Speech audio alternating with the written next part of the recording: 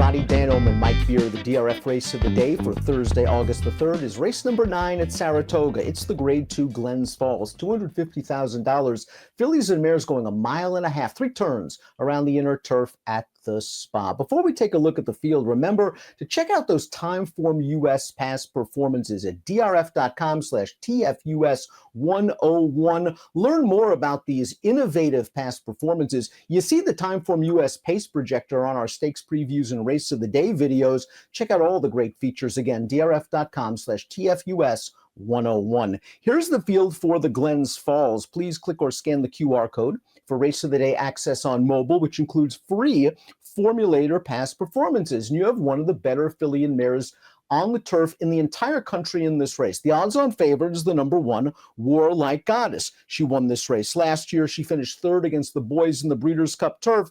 Some might say her last race was a little bit disappointing, but there just wasn't any pace for her to run that day, and positions for the most part were unchanged. Yeah, it was kind of some silliness in her most recent start from Joel Rosario. I'm not sure what his plan was when they left the gate there, but he really didn't give Warlike Goddess any chance in that race. It was also, dropping back in distance for her, and she's probably better going longer, Dan. She gets to stretch back out here. She's looking for her 3rd straight win in this Glens Falls, and she's going to be really hard to beat if she shows up. Well, pace has been a problem for Warlike Goddess in the past. She got wired last year in the Flower Bowl by Virginia Joy, who's also in this race. But I think it's unfair to pigeonhole her as just some one-run closer. She has shown tactical speed in the past. In this race, Elegant Taste, who looks a bit like a rank outsider, has speed stretching out. I think Vergara is going to be forwardly placed as she tries a marathon distance for the first time. This pace might actually be pretty fair for Warlike Goddess to close into. Yeah, we'll see how it all plays out here. Certainly if they do elect to run in this race, the more I look at it, then the more I just felt like that horse has got to scratch out of here. But if she runs, I guess she'll be forward. If she's not in here, it seems like Vergara is the horse to take up the early running. It is somewhat surprising that Warlike Goddess doesn't have the fastest LP designation over her chicklet. That honor goes to the 5, Sopran Basilia. And of course, the LP flag indicates that Sopran Basilia has the fastest late Timeform US pace rating. Let's start things off with Warlike Goddess. She's won 10 of 15, $2.1 million.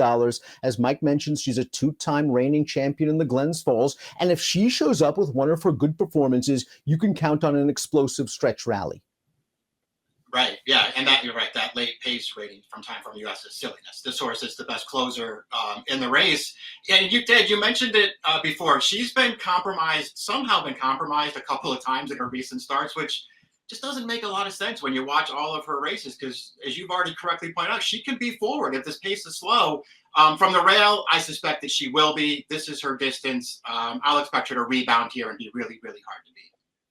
The 2, Virginia Joy, has been a nice, consistent runner for trainer Chad Brown. She finished 3rd in this race last year when rating off the pace, then committed a theft over Warlike Goddess in the Flower Bowl, where she went right to the lead and dropped the pace down to almost a 1:20 6-furlong clocking before just out sprinting Warlike Goddess to the wire. She finished 5th in the New York last time out. It was a race where they rated her from the start. I think she's better when she's closer to the pace, and I wouldn't be surprised if she improves. I wouldn't either. It'll be interesting to see how Pratt rides her, Dan. Maybe they'll try to get a little more aggressive with her. I realized that when she won the Flower Bowl, she was just walking on the lead. So it's not like they got aggressive with her there. She just happened to land in a really good position. But she can be more forward. She hasn't won a race this year, 3 starts. I think she's been compromised all 3 times. Didn't get a good trip into the very one. 2 really slow paces in her 2 most recent starts that she wasn't close to at all. If this pace is slow, she should be closer to it. I think the number 3, Amazing Grace, is an intriguing outsider in this field. Tyler Gaffalione up for Christophe Clement and 5-1 on our colleague David Aragona's morning line. She was only beaten a few lengths by Rebels Romance last year in Germany. That horse, of course, came back to win the Breeders' Cup Turf. She's run well, I think, in all 3 of her starts this year. She won the Orchid in her North American debut, and I think she had excuses for her last 2 races. Perhaps pace compromised in the Sheepshead Bay, and maybe a little too long against males in the Belmont Gold Cup against a true European stayer. Yeah, sure enough. I mean, I won't really hold that last one against her. She didn't even run that poorly in that race anyway, but I don't care about it too much. I was more disappointed in her Sheepshead Bay. I get it. It was a 4-horse field. There wasn't a lot of pace in there. she still didn't really feel like she fired in that race, which is a problem for me. Her stateside debut was fine. I didn't think it was a very good field, but she ran okay in that race.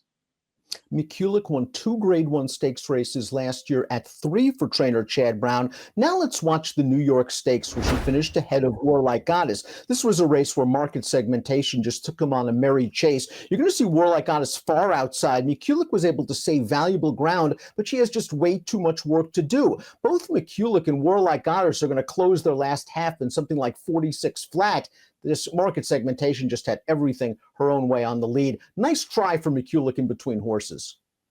Yeah, these horses had no chance. You can see everybody's making up late ground in there, Dan, because the dynamics were just way against them. Even in that replay, that was Virginia Joy and the green cells right between McCulloch and Warlike Goddess. They were all finishing the same in there with no chance. McCulloch, I think what you would like about her more than anything else in this race, Dan, is it just seems like she really wants more distance. All of her better races are when Chad goes long with her, and he's going to go really long with her here. It feels like she might really like the 1.5 miles.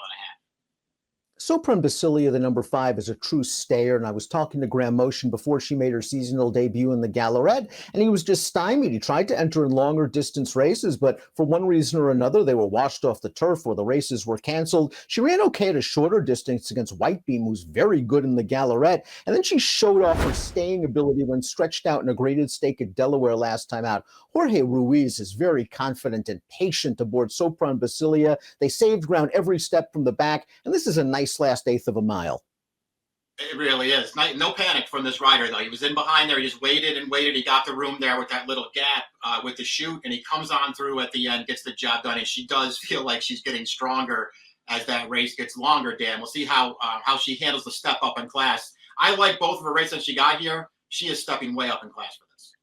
The 6 Elegant Taste has won 4 of her last 5, 5 of her last 7, but she was also claimed out of her most recent race, and a off-turf victory at Penn National for, if you can believe it, $10,000. So she does have speed, according to Timeform US. She's also trying turf for the first time, and it's just a universe different in terms of class. Yeah, I mean, I don't know if they will actually run her here. If they do, she can't possibly win.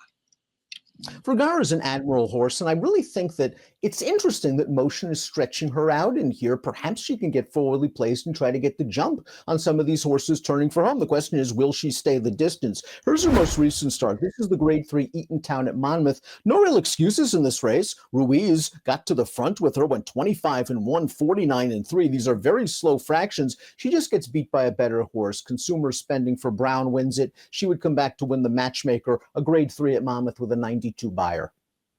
I think both these two horses are going to get buyer at the end of this race. I think they came back to run 1-2 again in that Matchmaker. They're both pretty nice, Dan. But I agree with you what you were saying when the replay came up.